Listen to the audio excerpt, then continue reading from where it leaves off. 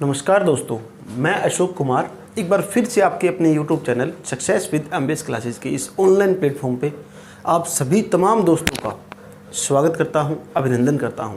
तो दोस्तों, आज हम पढ़ेंगे डीसी मोटर के बारे में। जो हमारे पास एक टॉपिक रहता है कंपाउंड मोटर के बारे में।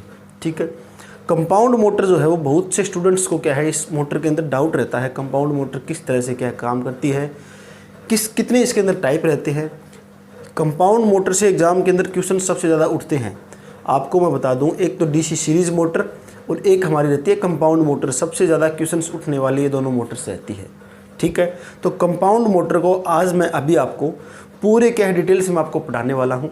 एक एक पॉइंट हम पढ़ेंगे कंपाउंड मोटर का। ठीक है, तो स्टार्ट करते हैं। सबसे पहले हमारे पास मैंने आपको डीसी मोटर के टाइप सारे बता दिए हैं। ठीक है, बार बार बताने की भी ज़रूरत नहीं है। अब क्या है, हम करेंगे कंपाउंड मोटर के बारे में। तो सबसे पहले आपको पता होना चाहिए, यहाँ पर मैं लिख देता हूँ कंपाउंड मोटर। ठीक है, COMPOUND, कंपाउंड मोटर। ठीक है, अब हमें कंपाउंड मोटर के बारे में पढ़ना है। कंपाउंड मोटर है जो है हमारी बेसिकली दो टाइप की होती है। ठीक है, कौन कौन सी देखते हैं। सबसे पहला जो टाइप है कंपाउंड मोटर का वो है मेरे पास डिफरेंशियल कंपाउंड मोटर। डिफरेंशियल, ठीक है, डिफरेंशियल कंपाउंड मोटर। पहला टाइप मेरे पास ये बना है डिफरेंशियल कंपाउंड मोटर। ठीक है, दूसरा टाइप मेरे पास है इसके अंदर, दूसरा टाइप होता है कम्युलेटिव। दूसरा टाइप होता है कम्युलेटिव कंपाउंड मोटर। ठीक है, दूसरा मेरा टाइप ये है कम्युलेटिव कंपाउंड मोटर। अब क्या है दोस्तों, जो हमारे पास जैसे डिफरेंशियल कंपाउंड मोटर है, इसको आगे दो भागों में बांट रखा है। कौन कौन सा। सबसे पहले हमारे पास होती है लॉन्ग शंट। ठीक है, और दूसरा जो भाग है वो मेरे पास होता है शॉर्ट शंट। ठीक है, इसी तरह से क्या है, मेरे पास जो कम्युलेटिव कंपाउंड मोटर है इसको भी दो भागों में बांट रखा है इन्होंने। सबसे पहला मेरे पास है, सबसे पहला रहेगा लॉन्ग शंट। ठीक है, सबसे पहला लॉन्ग शंट है। दूसरा सेम इसी तरह से रहेगा हमारे पास शॉर्ट शंट। ठीक है, शॉर्ट शंट। ये मेरे पास क्या है, कंपाउंड मोटर के मैंने आपको टाइप बता दिए, कौन कौन से टाइप बन रहे हैं कंपाउंड मोटर के। सबसे पहले डिफरेंशियल, लॉन्ग शंट और शॉर्ट शंट इसके अंदर, कम्युलेटिव के अंदर लॉन्ग शंट और शॉर्ट शंट। ठीक है, अब हम एक एक इनके टाइप उठाते हैं और देखते हैं किस तरह से बनती है सारी मोटर्स। ठीक है, तो सबसे पहले शुरू करते हैं।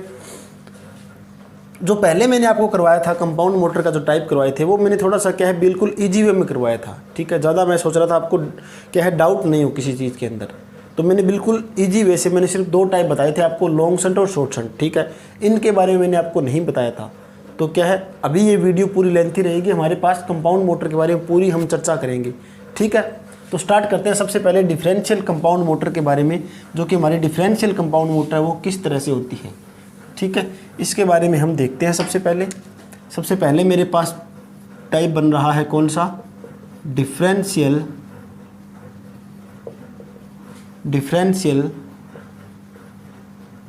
Compound motor.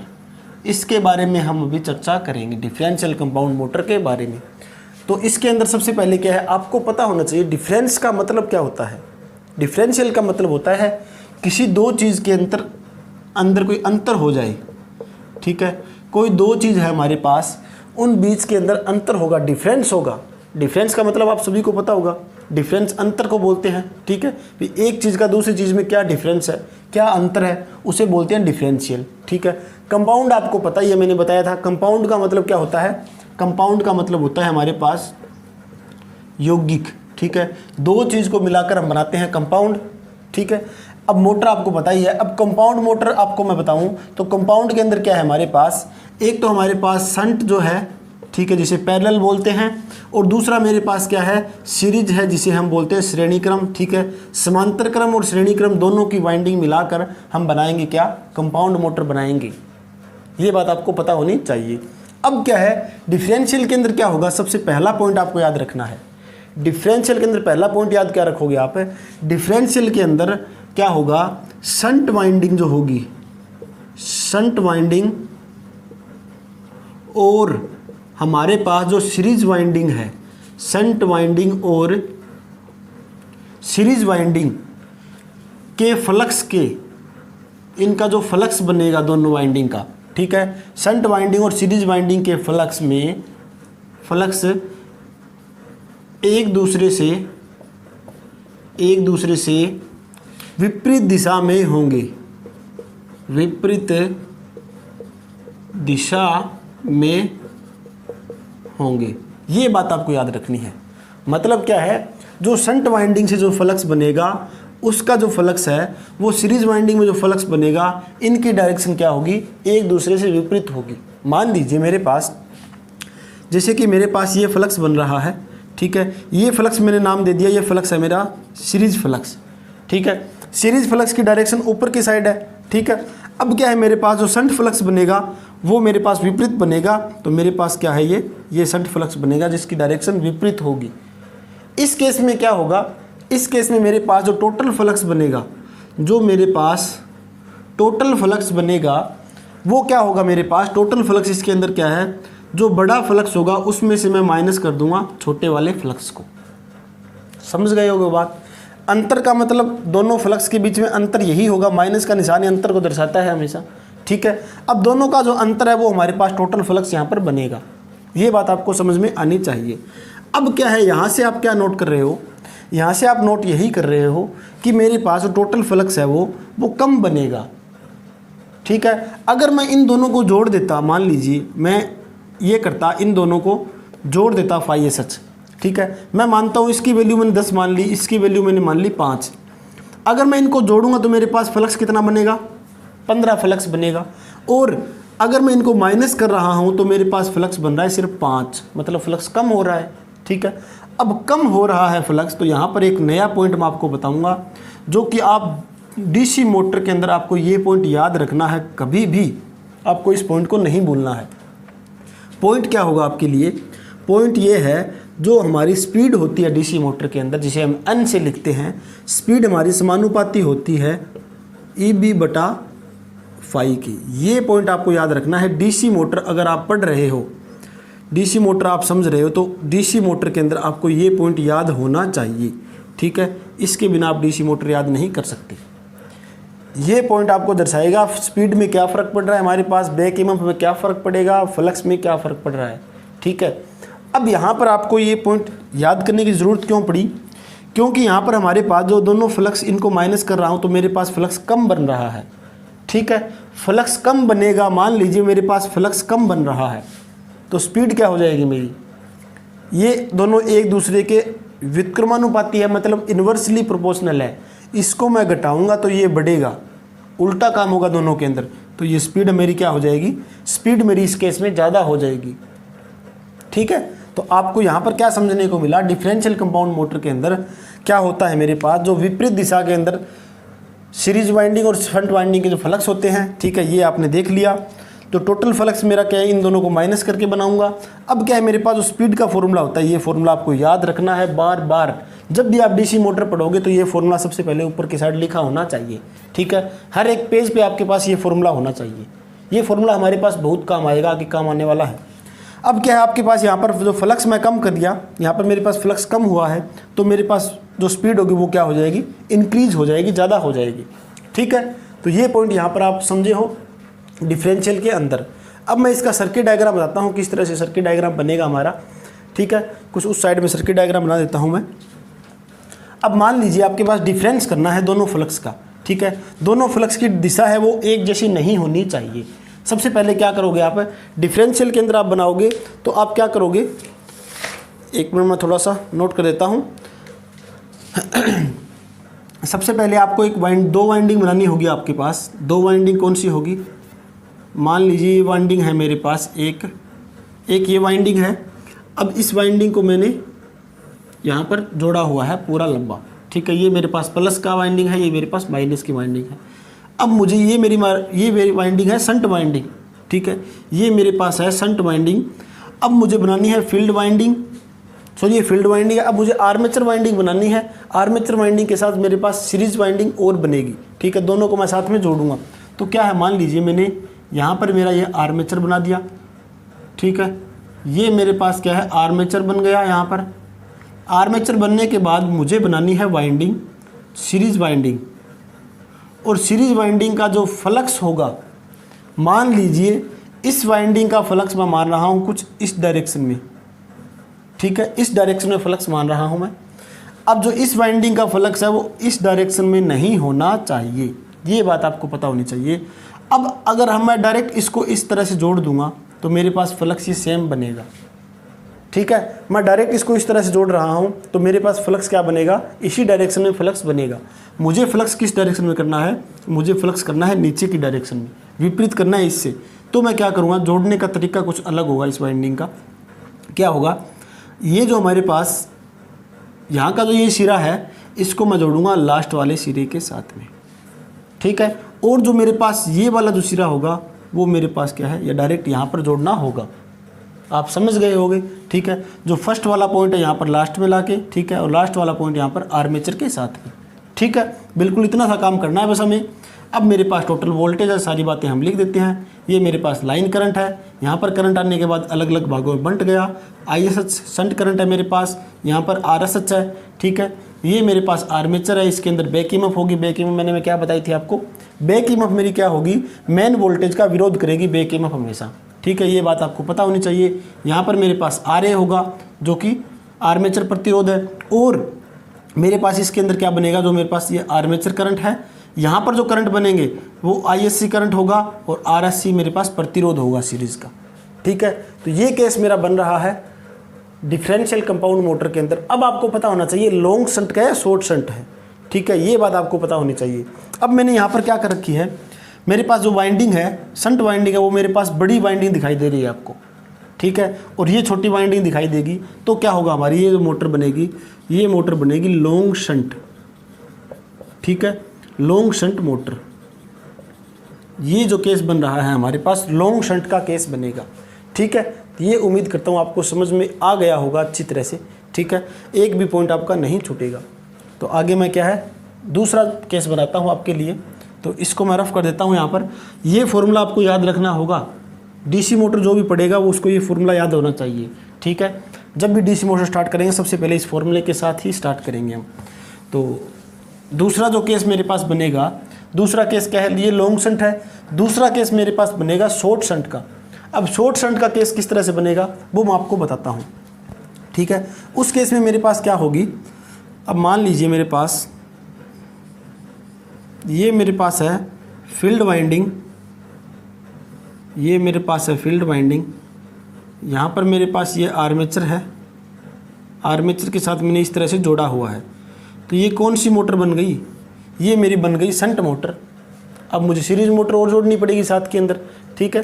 सीरीज मोटर मैं और जोड़ूंगा तो सेम इस मोटर की मैंने डायरेक्शन मानी है कुछ इस दिशा में, ठीक है। अब सीरीज मोटर जो यहाँ पर मैं वाइंडिंग एक और वाइंडिंग बना रहा हूँ, ठीक है, जो एक और मेरे पास वाइंडिंग बनेगी उसकी डायरेक्शन क्या होनी चाहिए, इसकी डायरेक्शन इससे विपरीत होनी चाहिए, मतलब नीचे की दिशा में ये डायरेक्शन होनी चाहिए, ठीक है। तो क्या करूँगा मैं, यहाँ से जो मेरा पॉइंट निकलेगा उसको मैं जोड़ूंगा लास्ट एंड तक, और ठीक है इसको मैं निकालूंगा यहाँ पर, ये मेरा इस तरह से बनेगा। और ये डायरेक्ट यहाँ पर नेगेटिव पॉइंट हम डायरेक्ट यहीं पर देंगे इसको। तो मेरे पास ये प्लस का, ये माइनस का, यहाँ पर हम वोल्टेज दे रहे हैं टोटल। ये आपको देखने को मिलेगा। कौन सी वाइंडिंग है ये हमारे पास, ये हमारे पास है लॉन्ग शंट है। तो ये मेरे पास कौन सी बनेगी, ये मेरे पास बनेगी शॉर्ट शंट, शॉर्ट शंट, ठीक है। इसके अंदर जो शंट वाइंडिंग होगी वो छोटी होगी। देखो इस तरह के क्या है, कितनी बड़ी वाइंडिंग थी ये, इसके अंदर छोटी वाइंडिंग है। ये मेरे पास क्या है, बड़ी वाइंडिंग होगी सीरीज वाली, ठीक है। ये बात आपको याद रखनी है। अब इसके अंदर क्या है, मेरे पास फ्लक्स की दिशा अलग अलग हो गई। तो मेरे पास क्या है, IL करंट, यहाँ पर क्या होगा ISH करंट, यहाँ पर मेरे पास क्या होगा RA, पहले EB लिखता हूँ मैं, फिर मेरे पास RA, यहाँ पर मेरे पास IA। अब ये नीचे जा रहा है करंट मेरे पास, तो इसके अंदर कौन सा होगा ISC और RSC सीरीज प्रतिरोध, ठीक है। सारी बातें मैंने ये बता दी आपको शॉर्ट शंट और लॉन्ग शंट के बारे में, ठीक है। तो उम्मीद करता हूँ ये जो आपने टॉपिक किया अभी डिफरेंशियल कंपाउंड का, वो आपको समझ में आ गया होगा। अब एक पॉइंट आपके माइंड में होना चाहिए, इस मोटर का जो उपयोग है वो बहुत कम करते हैं, ये बात आपको पता होनी चाहिए। ठीक है, इसका यूज बहुत कम होता है। क्यों कम होता है, ये आपके दिमाग में क्वेश्चन होना चाहिए, क्योंकि हमने अभी पढ़ा था जो n बराबर EB बटा फाई है, ठीक है, समानुपाती है मेरे पास, इसके अंदर EB बिल्कुल कम था। बिल्कुल कम होने के बाद इसके अंदर स्पीड हमारी बहुत ज़्यादा होती है। ठीक है, तो स्पीड हमारी बहुत ज़्यादा होगी, तो ज़्यादा स्पीड होने के कारण क्या ये हमारी मोटर डेंजर होती है, स्पीड इसकी डेंजर स्पीड होती है, तो इसलिए क्या इसका यूज़ बहुत कम करते हैं हम। ठीक है, तो ये हमने टाइप कर लिया डिफरेंशियल कंपाउंड का। तो नेक्स्ट हम देखते हैं कोमुलेटिव कंपाउंड के बारे में, पूरी डिटेल हम देखेंगे कोमुलेटिव कंपाउंड में किस तरह से क्या कुछ टाइप के होते हैं। उम्मीद करता हूँ आपको जो डीसी मशीन आप पढ़ोगे काफ़ी इंटरेस्टिंग चैप्टर है। ठीक है, और हम भी इंटरेस्टिंग वे से ही पढ़ रहे हैं, एक भी पॉइंट नहीं छूटने वाला है। जुड़े रहिए बस, और अपने तमाम दोस्तों के साथ शेयर कीजिए। बहुत से दोस्तों का बहुत बहुत दिल से धन्यवाद जिन्होंने दिल खोल कर शेयर किया है इनको, और सब्सक्राइब भी करवाया है चैनल को। ठीक है, तो इसी तरह से क्या हमारे साथ जुड़े रहिए, हम आपको बेस्ट से बेस्ट कंटेंट देते रहेंगे। ठीक है, तो अब पढ़ेंगे हम कोमुलेटिव कंपाउंड के बारे में। दूसरा हमारे पास जो पॉइंट होगा वो है हमारे पास कोमुलेटिव कंपाउंड। कोमुलेटिव कंपाउंड, ठीक है दोस्तों, इसके अंदर क्या है मेरे पास, कोमुलेटिव का मतलब क्या होता है, कोमुलेटिव का मतलब होता है जोड़ना, किसी चीज़ को ऐड करना। कोमुलेटिव का मतलब होता है जोड़ना। अब आप जोड़ने से ही समझ गए होंगे कि इसके अंदर क्या होगा, मेरे पास जो फ्लक्स बनेंगे दोनों, कौन कौन से फ्लक्स बनेंगे मेरे पास, एक तो फ्लक्स बनेगा शंट वाइंडिंग का, एक मेरे पास फ्लक्स बनेगा सीरीज वाइंडिंग का। दोनों जो फ्लक्स बनेंगे इसके अंदर, दोनों फ्लक्स को हमें क्या करना होगा, जोड़ना होगा। किस तरह से देखते हैं हम, सबसे पहले आपको याद क्या रखना है, इस मोटर में हमें इस मोटर में याद क्या रखना है, इस मोटर में सीरीज फ्लक्स जो होगा, सीरीज फ्लक्स और शंट फ्लक्स, शंट का मतलब याद रखना होगा पैरेलल ही होता है। ठीक है, समांतर क्रम ही होता है। सीरीज फ्लक्स और शंट फ्लक्स को, सीरीज फ्लक्स की दिशा समान होती है, समान होती है, एक ही दिशा होगी। ठीक है, मतलब क्या है इसके अंदर, मेरे पास जैसे कि सीरीज मोटर का जो फ्लक्स है फाई एस सी, ये इस दिशा में है, तो मेरे पास शंट मोटर का फ्लक्स भी इसी दिशा में होगा। इस केस से क्या सीख रहे हो आप, इस केस से आपको सीखने को यही मिल रहा है कि हमारे पास जो टोटल फ्लक्स बनेगा वो क्या होगा, phi S C plus phi S H. ये बात आप आसानी से पता चल गया होगा आपको इस बारे में। अब क्या है हमारे पास, अब हमारे पास यहाँ पर आपको दिखाई दे रहा है टोटल जो फ्लक्स बनेगा वो ज़्यादा बनेगा, ये तो आपको दिखाई दे रहा होगा। टोटल जो फ्लक्स बनेगा वो क्या होगा, ज़्यादा होगा, क्योंकि इनको दोनों को जोड़ रहे हैं हम फ्लक्स को। ठीक है, ज़्यादा फ्लक्स बनेगा तो सेम फॉर्मूला वही देखते हैं, EB बटा फाई का। अब हमारे पास ज़्यादा फ्लक्स है तो स्पीड क्या रहेगी, कम रहेगी।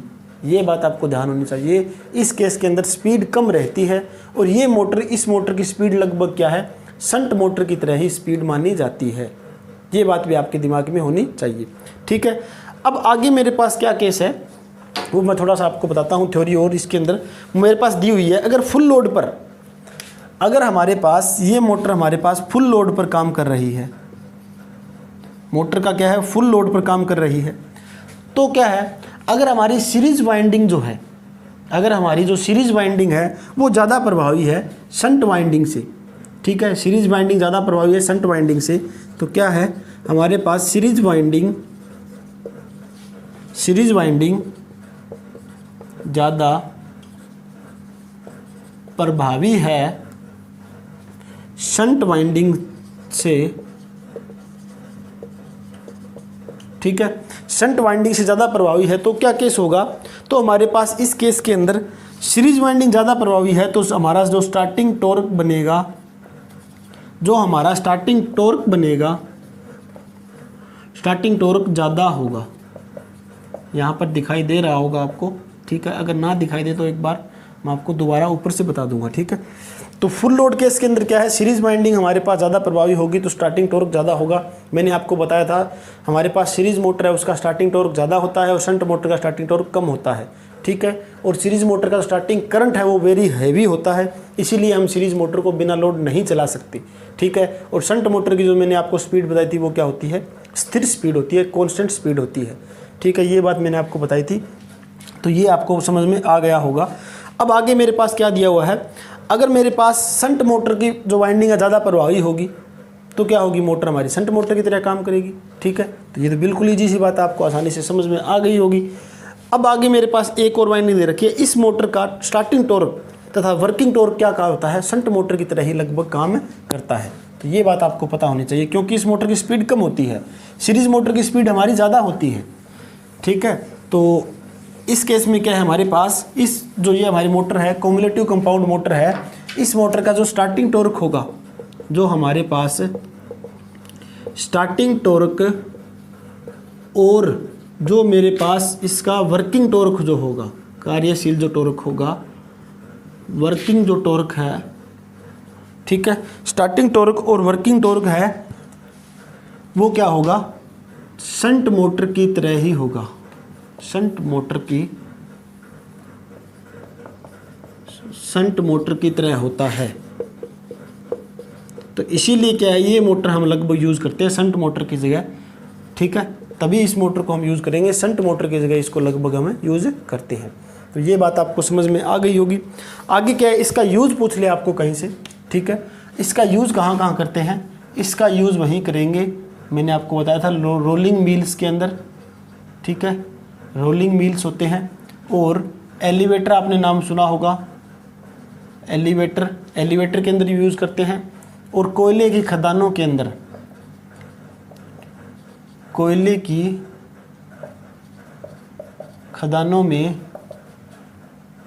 में पट्टे जो लगे होते हैं उनके अंदर, ठीक है, पट्टों में, उनके अंदर यूज़ करते हैं हम इस मोटर का। तो ये आपको पता होना चाहिए कम्युलेटिव कंपाउंड के बारे में। अब इनका एक बार वो देख लेते हैं हम, शॉर्ट शंट और लॉन्ग शंट के बारे में थोड़ा सा मैं आपको डायग्राम बताऊंगा। तो उम्मीद करता हूँ आपको समझ में आ रहा होगा। अगर फिर भी किसी प्रकार की कोई दिक्कत हो, आपको लगे भी आपकी तरफ से भी कोई सुझाव हो तो हमें ज़रूर बताएं। जो भी आपका सुझाव होगा उस सुझाव को हम अपने वीडियो के अंदर ज़रूर चेंजिंग करेंगे। और जो भी आपके पास किसी भी प्रकार के क्वेश्चंस के अंदर डाउट हो तो हम क्या है ऑब्जेक्टिव टाइप क्वेश्चन सीरीज कर रहे हैं साइट के अंदर, ठीक है। अलग से हम लेक्चर लेते हैं उसका, तो आप अपनी तरफ से कोई भी क्वेश्चंस भेजना चाहते हो वो आप यहाँ भेजिए, उसको भी हम क्या है क्वेश्चंस के अंदर ऐड करके वो भी आपको समझाएंगे। तो अभी क्या करना है हमें, अभी हमें टाइप्स देखने हैं इसके। सबसे पहला मेरे पास कौन सा है, सबसे पहले मैं वाइंडिंग बनाता हूँ मेरे पास इस तरह की, ये मेरे पास वाइंडिंग बनी है, ठीक है। ये वाइंडिंग मेरी कौन सी वाइंडिंग है, शंट वाइंडिंग मेरी बन चुकी है। यहाँ पर शंट वाइंडिंग मेरी बनी है, तो यहाँ पर मेरे पास क्या है, ये मेरे पास सीरीज वाइंडिंग होगी, ठीक है। सीरीज वाइंडिंग मेरे पास ये है, तो यहाँ पर मेरे पास आर्मेचर बनेगा, एक आर्मेचर बनेगा। तो ये डायरेक्ट यहाँ पर कनेक्ट करके मैं यहाँ पर 2 ब्रशेज लगा दिए मैंने। अब क्या है, मेरे पास इन दोनों की दिशा जो है वो सेम होनी चाहिए इस केस के अंदर, कम्युलेटिव के अंदर। तो मेरे पास ये दिशा ये है, तो इसके अंदर भी यही दिशा होगी फ्लक्स की, ठीक है। वैसे विपरीत दिशा लेते हैं हम इस केस में, तो करंट हमारा आ रहा है तो हमें दिशा क्या है नीचे की ओर दिखानी होगी, ठीक है। ये बात भी आपको थोड़ा दिमाग में रखनी है। अब क्या है, मेरे पास सेम नाम हम लिख सकते हैं। हमारे पास सारे जो नाम मैंने आपको बार बार बताए हुए हैं, RA, यहाँ पर जो मेरे पास करंट बनेगा वो IA करंट है, यहाँ पर जो करंट बनेगा वो ISC करंट बनेगा, यहाँ पर RSC करंट बनेगा। यहाँ से हम टोटल वोल्टेज देने के बाद ही सारे करंट बनने हैं, पहले नहीं बनेंगे, ठीक है। और क्या है, मेरे पास ये जो करंट बनेगा वो ISH करंट है, यहाँ पर मेरे पास क्या है RSH प्रतिरोध है। ये मेरे पास केस कौन सा है, ये मेरे पास केस दिया हुआ है फर्स्ट वाला जो है लॉन्ग शंट का, ठीक है। ये मेरे पास केस है लॉन्ग शंट, जो शंट वाइंडिंग है वो क्या है लंबी होनी चाहिए, लॉन्ग शंट है।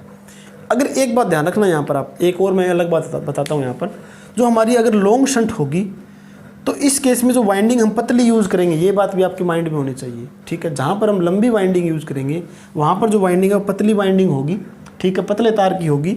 और जो हमारे पास छोटी वाइंडिंग है मेरे पास, जैसे सीरीज वाइंडिंग छोटी है तो इसको हम मोटी वायर से यूज़ करेंगे, ठीक है। ये बात भी आपके दिमाग में होनी चाहिए।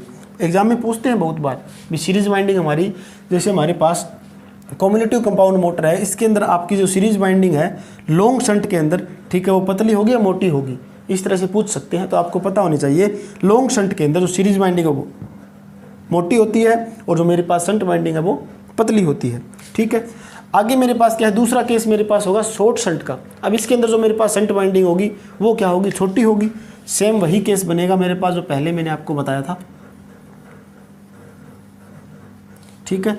ये मेरे पास क्या है, मैं डायरेक्ट यहाँ पर ये मोटर बना देता हूँ। आपकी शंट मोटर ये आपकी बन चुकी है, यहाँ पर आपकी शंट मोटर बन गई। यहाँ तक आपकी शंट मोटर बनी हुई है। आगे मेरे पास क्या दिया हुआ है, यहाँ पर मेरे पास एक और वाइंडिंग बना देता हूँ मैं, ठीक है। ये मेरे पास सीरीज वाइंडिंग बन गई और यहाँ से मैं दूंगा वोल्टेज, ठीक है। नाम अब आप बता सकते हो। IL मेरे पास सबसे पहले लाइन करंट, बार बार हम यूज़ करें सारे नाम ये RSH, ठीक है, शंट प्रतिरोध। यहाँ पर मेरे पास EB होगा, ये मेरे पास RA होगा, यहाँ पर करंट आएगा मेरा IA करंट आएगा। यहाँ पर मेरे पास करंट जो बनेगा वो मेरे पास होगा ISC, ठीक है, ISC करंट बनेगा। और यहाँ पर जो मेरे पास प्रतिरोध होगा वो ISC प्रतिरोध होगा। अब इनकी जो दिशा होगी वो मान लीजिए ये इसकी दिशा है तो सेम इसी की दिशा यही होगी, ठीक है। तो ये बात हमने क्या किसकी की है, ये बात हमने सीख ली शॉर्ट शंट की, शॉर्ट शंट, ठीक है दोस्तों। तो उम्मीद करता हूँ आपका जो ये कंपाउंड मोटर का जो हमारे पास सेशन रहा वो काफ़ी अच्छा रहा है। मैंने आपको एक एक बात बताई है कंपाउंड मोटर के बारे में, ठीक है। जो एग्ज़ाम के अंदर सबसे ज़्यादा पूछने वाली बातें हैं यही बातें सारी, ठीक है। तो आप इसको ज़्यादा से ज़्यादा समझिए और अपने दोस्तों को भी बताइए भी कंपाउंड मोटर को समझने के लिए सिर्फ देखना हो तो MVS चैनल ही देखें, ठीक है। तो चलते हैं आगे नेक्स्ट। अब क्या है, हमें स्पीड कंट्रोल करनी होगी। मान लीजिए हमने ये मोटर तो बना ली, ठीक है। मोटर बनाने के लिए हमें स्पीड भी कंट्रोल करनी होगी मोटर्स की। हमारे पास क्या है, अलग अलग स्पीड्स होती हैं इन मोटर्स की कंट्रोल करने के लिए। तो अभी हम क्या करेंगे, मोटर्स की स्पीड कंट्रोल करने के लिए देखते हैं क्या करते हैं। मेरे पास क्या है, इसके नोट्स अच्छी तरह से बने हुए हैं। स्पीड कंट्रोल करने से पहले क्या है, हम सबसे पहले टॉर्क की इक्वेशन है वो बताऊंगा आपको मैं, ठीक है। तो टॉर्क की इक्वेशन क्या होती है मेरे पास, अब आपको पता होना चाहिए। सबसे पहले हम करते हैं टॉर्क की समीकरण, टॉर्क समीकरण। टॉर्क का भी फॉर्मूला है इसके अंदर, हमें पता होना चाहिए DC सीरीज मोटर के अंदर। अब हमारे पास जो टॉर्क का फॉर्मूला बनता है वो क्या होता है मेरे पास, T बराबर P∅, आगे दे रखा है ZIA बटा में 2 पाई मेरे पास है नीचे, ठीक है, डिवाइड के अंदर, और मेरे पास है A यहाँ पर। ये हमारे पास क्या है, टॉर्क का फॉर्मूला बनता है DC मोटर के अंदर। अब क्या है यहाँ पर आपको ध्यान क्या रखना होगा, जो हमारी DC मशीन होती है, जो हमारी DC मशीन होती है, DC मशीन में हमेशा कांस्टेंट क्या चीज़ रहेगी इनमें से, वो आपको पता होना चाहिए। कांस्टेंट क्या रहेगा मेरे पास, P, Z और A। P, Z और A मेरे पास कांस्टेंट रहते हैं। क्यों कांस्टेंट रहते हैं ये मैं आपको बताता हूँ। जो पोल है हमारे, जैसे मान लीजिए हमारे पास 4 पोल की कोई मोटर है, ठीक है। ये मैंने 4 पोल की मोटर बनाई है। अब इसके अंदर क्या है, 4 पोल बने हुए हैं मोटर के अंदर, तो क्या हम पोल को बाद में चेंज कर सकते हैं क्या, ठीक है। जो पोल बन गए मोटर के अंदर वो तो पूरी वाइंडिंग चेंज करने के बाद ही क्या पोल चेंज हो सकते हैं, ठीक है। तो पहले तो हमारे पास पोल चेंज नहीं होंगे, तो 4 फिक्स रहेंगे। Z मतलब नंबर ऑफ कंडक्टर, वो तो फिक्स लगने जितने कंडक्टर लगेंगे मोटर के अंदर। A मेरा क्या होता है, A होता है समांतर पथ। तो समांतर पथ जितने बनेंगे, 2 बनते हैं समांतर पथ, 4 समांतर पथ बनते हैं, तो वो तो फिक्स रहेंगे, ठीक है। तो इसलिए मेरे पास P, Z और A हमेशा स्थिर रहते हैं, ठीक है। ये बात आपको याद रखनी है इस केस के अंदर। अब मान लीजिए ये दोनों, ये तो मेरे पास है P, Z और A, ये मेरे पास स्थिर माने जाते हैं। तो बचा क्या है, बचेगा क्या मेरे पास, P को मैंने स्थिर ले लिया, यहाँ पर क्या बचा है फाई, यहाँ पर मेरे पास क्या बचा है IA, नीचे मेरे पास क्या है 2 पाई, ठीक है। मैंने इसको P को, Z को और A को स्थिर मान लिया, ठीक है। तो सिर्फ मेरे पास यही फॉर्मूला बचेगा। अब आगे क्या है मेरे पास, जो ये दे रखा है आपको यहाँ पर 1/2 पाई है, उसको मैंने मान लिया k, ठीक है। 1/2 पाई को मैं मान लेता हूँ k, तो मेरे पास यहाँ क्या बनेगा, k गुणा में फाई आई ए, ठीक है। हमारे पास टॉर्क का एक और ये फॉर्मूला बन रहा है यहाँ पर, ठीक है। आगे क्या दे रखा है मेरे पास, आगे जो दे रखा है इसके अंदर, अगर मैं इस निशान को मैं हटाना चाहूँगा, ठीक है, तो इसको हटाने के लिए मैं समानुपाती लगा रहा हूँ, ठीक है। समानुपाती लगाने के बाद यहाँ पर फाई बनेगा, यहाँ पर बनेगा आई ए, ठीक है। अब आपने ये निशान मैंने यहाँ पर कैसे लगाया मैं आपको थोड़ा सा बताता हूँ। आपने ओम्स का नियम सुना होगा। ओम का नियम क्या कहता है, V डायरेक्टली प्रोपोर्शनल I, ठीक है। अब मेरे पास ये निशान डायरेक्टली प्रोपोर्शनल का है, समानुपाती का है, तो मैं इस निशान को यहाँ पर बराबर के निशान में लेके आ रहा हूँ, तो मेरे पास एक कांस्टेंट चीज़ बनती है जो कि क्या है, R, ठीक है। यहाँ पर बनेगा I। तो अगर मैं इस साइड से ऊपर जाऊँगा तो मेरे पास R हट जाएगा और मेरे पास निशान बना है समानुपाती का। इसी तरह से क्या है, मैं अगर इससे ऊपर जाऊँगा बराबर का निशान लेके आऊँगा तो K बनेगा, K के अंदर ये सारी बातें लिखी हुई है, ठीक है। या तो K को हम ये लिख सकते हैं 1/2 पाई, या फिर हम K को सारी बातें लिखें तो हम क्या लिखेंगे, ऊपर क्या है हमारे पास PZ बटा में क्या है 2 पाई A, ये भी हम बोल सकते हैं K को, ठीक है दोस्तों। तो ये बात भी आपको पता होनी चाहिए, हमने समानुपाती का निशान किस तरह से इसके अंदर हटाया है। तो यहाँ तक मेरे पास जो टॉर्क है वो समानुपाती बन रहा है, किस केस में, किसके अंदर बन रहा है, समानुपाती बनेगा फ्लक्स और IA के। जो मेरे पास फ्लक्स होता है और IA के साथ में समानुपाती होगा मेरा टॉर्क, ठीक है। अब आपको मैं बताना चाहूँगा DC सीरीज मोटर के अंदर हमने क्या पढ़ा था, DC सीरीज मोटर के अंदर हमने क्या पढ़ा था, DC सीरीज मोटर के अंदर हमने पढ़ा था जो हमारा टॉर्क होता है वो समानुपाती होता है IA स्क्वायर के, ठीक है। IA स्क्वायर के क्या होता है, समानुपाती होता है DC सीरीज मोटर के अंदर, ठीक है। और जो हमारे पास DC शंट मोटर है, अगर हम बात करें DC शंट मोटर की, DC शंट मोटर, ठीक है, DC शंट मोटर की बात करें तो उस केस में मेरे पास टॉर्क जो समानुपाती होगा डायरेक्ट IE के, ठीक है। तो इसीलिए क्या है, यहाँ पे स्क्वायर है करंट का, स्टार्टिंग करंट मेरे पास बहुत ज़्यादा होगा, स्क्वायर होगा, डबल होगा, तो क्या है, सीरीज मोटर की स्पीड सबसे ज़्यादा होती है, ठीक है। और इसीलिए हम क्या है, इसको लोड से ही स्टार्ट करना होगा सीरीज मोटर को। यूज़ कहाँ करते हैं, इलेक्ट्रिक टैक्सी में मैंने आपको बताया था, रेलगाड़ी के अंदर यूज़ करते हैं। क्योंकि क्यों यूज़ करते हैं रेलगाड़ी के अंदर, रेलगाड़ी में क्या है, एक तो गाड़ी पूरी होगी, उसका वजन होगा उसके ऊपर, ठीक है, उसका वेट होगा। और दूसरा क्या है, जो यात्री चढ़ेंगे गाड़ी पे, यात्री बैठेंगे गाड़ी पे, ठीक है, जो पैसेंजर मान लीजिए, तो उसके अंदर क्या है, उनका भी कुछ ना कुछ वेट बन जाएगा, ठीक है। तो हमारे पास भार उसके अंदर बहुत ज़्यादा हो गया, लोड बहुत ज़्यादा हो गया गाड़ी के अंदर, ठीक है। तो उसके बाद ये धीरे धीरे स्टार्ट होती है और स्टार्ट होने के बाद क्या स्पीड पकड़ती है। तो ये काम है DC सीरीज और शंट मोटर का। टॉर्क की इक्वेशन आपको यहाँ पर याद रखनी है, लास्ट में जाके ये बात आपको याद होनी चाहिए टॉर्क के बारे में, ठीक है।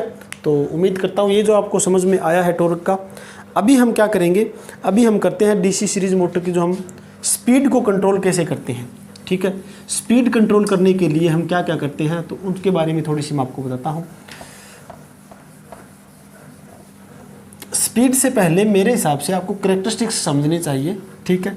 तो मैं क्या करूँगा, अभी स्पीड से पहले आपको कैरेक्टरिस्टिक्स ऑफ DC मोटर बताऊँगा, ठीक है। DC मोटर की हमें विशेषता करते हैं, उसके बाद क्या हमारा टॉपिक रहेगा स्पीड का। तो अभी हम करेंगे DC मोटर अभिलक्षण, DC मोटर के अभिलक्षण, ठीक है। अभिलक्षण मतलब कैरेक्टरिस्टिक्स, विशेषताएं, ठीक है। अब DC मोटर के हमें अभिलक्षण देखने हैं, कौन कौन से अभिलक्षण होते हैं, ठीक है। 3 अभिलक्षण आपको याद रखने हैं। सबसे पहला आपको याद रखना होगा, सबसे पहला हम देखेंगे स्पीड, सबसे पहला हम देखेंगे स्पीड और आर्मेचर करंट के बीच में क्या क्या संबंध बन रहा है, ठीक है। दूसरा हम क्या देखेंगे, दूसरा हम देखेंगे टॉर्क और आर्मेचर करंट के बीच में क्या संबंध बनेगा। तीसरा हम क्या देखेंगे, तीसरा हमारा होगा स्पीड और टॉर्क के बीच में, इसके अंदर क्या है मेरे पास, N जो है, N मेरे पास क्या है, स्पीड है, A मेरे पास क्या है, A मेरे पास है आर्मेचर करंट, ठीक है। उसके बाद मेरे पास ये टॉर्क होता है और ये मेरे पास क्या होता है, आर्मेचर करंट। उसके बाद मेरे पास ये होती है स्पीड, और ये मेरे पास क्या होगा, ये मेरे पास होगा टॉर्क। ठीक है, तो ये तीनों अभिलक्षण बनेंगे हर तीनों मोटर के अंदर। मान लीजिए आपके पास शंट मोटर है, तो शंट मोटर के अंदर क्या है, ये तीनों अभिलक्षण हमें दिखाने होंगे। ठीक है, सीरीज मोटर है, सीरीज मोटर के अंदर भी ये तीनों हम पढ़ेंगे, और कंपाउंड मोटर के अंदर भी ये तीनों हम पढ़ेंगे। ठीक है, तो चैप्टर थोड़ा लंबा रहेगा, टॉपिक भी काफ़ी लेंथी रहेगा, तो शायद आज हमें वीडियो को यहीं पर एंड करना चाहिए। तो मिलते हैं नेक्स्ट लेक्चर के अंदर। धन्यवाद दोस्तों। उम्मीद करूँगा आपको जो भी मैंने करवाया है वो अच्छी तरह से समझ में आ गया है। बिल्कुल धीरे धीरे कर रहे हैं, ये मत समझना जल्दबाजी करनी है, जल्दबाजी से कुछ नहीं होगा। ठीक है, जितनी जल्दबाजी करेंगे हमारे टॉपिक छूटते जाएंगे, कोई फ़ायदा नहीं होगा। तो जितना मैं करवा रहा हूँ वो आपके लिए इनफ है। कोई भी आप टेक्निकल एग्ज़ाम की तैयारी कर रहे हो किसी भी प्रकार की, जेई लेवल तक के भी मैं आपको ये सिलेबस हो रहा है जेई लेवल तक का। ठीक है, जो भी स्टूडेंट्स जुड़ना चाहे जेई लेवल की तैयारी के लिए, वो भी क्या है, इस वीडियो को देखें और अपनी तैयारी को मजबूत बनाए। ठीक है दोस्तों, तो मिलते हैं नेक्स्ट लेक्चर के अंदर। धन्यवाद।